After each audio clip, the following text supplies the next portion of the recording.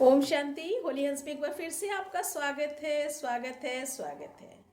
तो आइए आज हम सुनते हैं 24/4/74 की मुरली है। अब त्रिमूर्ति लाइट के साक्षात्कार मूर्त बनने की डेट फिक्स करो।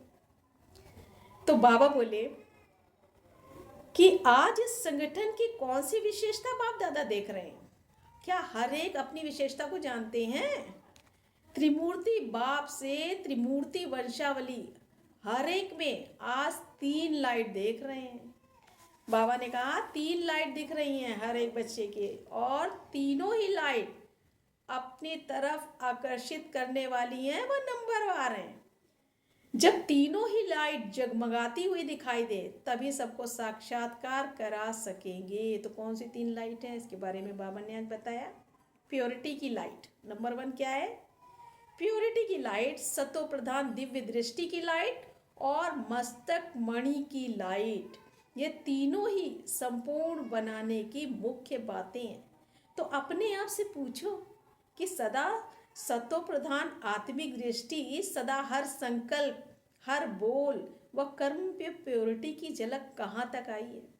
क्या सदा स्मृति स्वरूप बने हो? अगर आप में एक बात की भी कमी है तो त्रिमूर्ति लाइट का साक्षात्कार नहीं करा सकेंगे। यह प्योरिटी सबसे श्रेष्ठ और सहज पब्लिसिटी है, और ये अंतिम पब्लिसिटी का भी रूप है जो अन्य कोई भी आत्माएं कर नहीं सकती सिवाय बाबा के बच्चों की। तो विश्व परिवर्तन के कार्य में सबसे पावरफुल पब्लिसिटी का साधन आप विशेष आत्माओं का ही यही है। तो क्या ऐसी पब्लिसिटी कर रहे हो, या ऐसा कोई प्लान बनाया है, या ऐसा कोई विचित्र फिल्म बनाई है? जैसे स्थूल फिल्म से आज के लोग प्रभावित होते हैं, वैसे ही आप सबके मस्तक और नयन ऐसे विचित्र अनुभव कराने की फिल्म दिखावें तो लोग क्या परिवर्तन में नहीं आवेंगे? जैसे पर्दे के सामने बैठने से भिन्न भिन्न दृश्य पर्दे पर दिखाई देते हैं, वैसे ही आपके सामने आने से अनेक प्रकार की दिव्य दृष्टि दिखाई देगी। क्या ऐसी रील तैयार कर रहे हो? इसी पुरुषार्थ में लगे हुए हो, या अब तक स्वयं की ही सीट पर सेट करने में लगे हुए, स्वयं को ही सीट पर सेट करने में लगे हो, या आगे बढ़ के दूसरों को अनुभव कराने की सीट पर सेट हो रहे हो? पूछ रहे हैं बाबा। तो दुनिया की आत्माओं को आजकल कोई नई बात चाहिए, जो कि कभी किसी के संकल्प में भी ना हो। सब कुछ, हर कोई नया कुछ देखना चाहता है, कुछ नया तलाश में। ऐसा कर्तव्य दिखाने के कौन निमित्त बनेंगे? महारथी। किसके बारे में कहा बाबा ने? महारथी। तो अपने को महारथी समझते हो ना? जबकि भविष्य में सदा श्री लक्ष्मी श्री नारायण बनने की हिम्मत रखते हैं और चंद्रवंशी में कोई भी हाथ नहीं उठाते, तो सूर्यवंशी बनने वाले महारथी हुए ना। तो जब सब महारथी ऐसे महान कार्य करने लग जाए तो विश्व परिवर्तन कितने समय में होगा? महारथियों का संगठन समय प्रति समय होता ही रहता है। अब के संगठन में भी क्या बीते हुए संगठन प्रमाण ही प्लान बनावेंगे, या प्रैक्टिकल प्रभाव की डेट फिक्स भी करेंगे? जैसे अन्य सब बातों का प्लान और डेट फिक्स करते हैं, वैसे ही संपूर्ण सफलता त्रिमूर्ति लाइट के साक्षात्कार मूर्त बनने का प्लान और डेट इस बार फिक्स करेंगे, या इसके लिए कोई और मीटिंग होगी? साइंस वाले टाइम बम बनाते हैं, तो क्या आप टाइम बॉम्ब्स नहीं बनाते? आप सिर्फ बॉम्ब्स ही बनाते हो क्या? या सोचते हो कि अभी धरनी नहीं बनी है जो प्रत्यक्ष फल निकल आए? आजकल के ज़माने में धरनी को परिवर्तन करना कोई मुश्किल बात नहीं है। कैसी भी धरनी में आजकल साइंस फल पैदा कर रही देती है ना। रेगिस्तान में भी देखो, हरियाली हो गई ना उम्मीदवार को भी उम्मीदवार बना देती है ना। तो आप कौन हो? तो आप मास्टर सर्वशक्तिमान ताज तख्त और तिलकधारी, क्या ना उम्मीदवार को उम्मीदवार नहीं बना सकते हो? कैसी भी आत्मा आए, क्या उसको परिवर्तन नहीं कर सकते हो?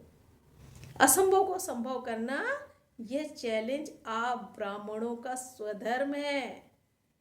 अर्थात धारणा है तो स्वधर्म में स्थित होना सहज है या कठिन है?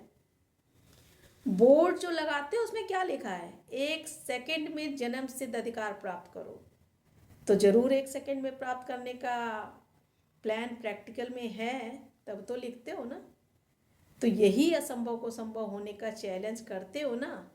तो ऐसा फर्स्ट कर्तव्य कब से शुरू करेंगे? लेकिन बोर्ड के नीचे और भी शब्द लिखते हो, अभी नहीं तो कभी नहीं। फिर तो अब से ही होना चाहिए ना। तो इस वर्ष में ऐसा कोई अनोखा प्लान बनाओ। पहले क्या साक्षात मूर्त तैयार हुए हो? बाबा ने पूछा, पहले क्या साक्षात्कार मूर्त तैयार हो? क्योंकि भक्ति में भी नियम है ना कि जरा भी खंडित मूर्ति पूज्य या मंदिर के योग्य नहीं बन सकती, और न दर्शनीय मूर्ति ही बन सकती है। ड्रामा का पर्दा खुल जाए और मूर्ति संपन्न नहीं हो तो क्या शोभेगा? जैसे श्रृंगार में 16 श्रृंगार प्रसिद्ध हैं, तो क्या ऐसे ही संपूर्ण 16 कला संपन्न बने हो? या समय पर जिस कला की आवश्यकता होगी, क्या उस समय वह कला स्वरूप में नहीं ला सकते हो? यदि स्मृति में आता है लेकिन स्वरूप में नहीं आ पाता है, तो आपको सफलता कैसे होगी? यदि युद्ध स्थल में समय पर शस्त्र उपयोग में ना ला सको, तो क्या विजयी होंगे? पहले स्वयं को संपन्न बनाने के प्रैक्टिकल प्लान बनाओ, तो सहज सफलता आपके सम्मुख आ जाएगी। अब तक रिजल्ट क्या देखी है? स्वयं की और अन्य आत्माओं की दोनों की सेवा साथ साथ और सदा रही? दोनों का बैलेंस समान रहे या दिखाई देता है? दोनों का बैलेंस विश्व की सर्व आत्माओं के ब्लिस दिलाने की निमित्त बनेगी। क्या कह रहे बाबा? स्वयं को भी और दूसरों को भी संपन्न बनाना है। खाली दूसरों को बुलाने में नहीं, टाइम वेस्ट नहीं कर देना है कि हम अपना पुरुषार्थ नहीं देके दूसरों को ही बनाने में लगा दें, और ना ही अपने में ही लगे रहें और दूसरों को सोचे ही नहीं। दोनों का बैलेंस चाहिए। तो यूं तो सर्व कार्य बाप का है, लेकिन जैसे अन्य कार्य में निमित्त बने हुए, तो इसमें इसको क्यों भूल जाते हो कि निमित्त कौन है? बाप के बच्चे। और बाप के बच्चे क्या कर रहे हैं? जैसे भक्त लोगों को जब कोई कार्य मुश्किल लगता है तो भगवान के ऊपर रख देते हैं ना।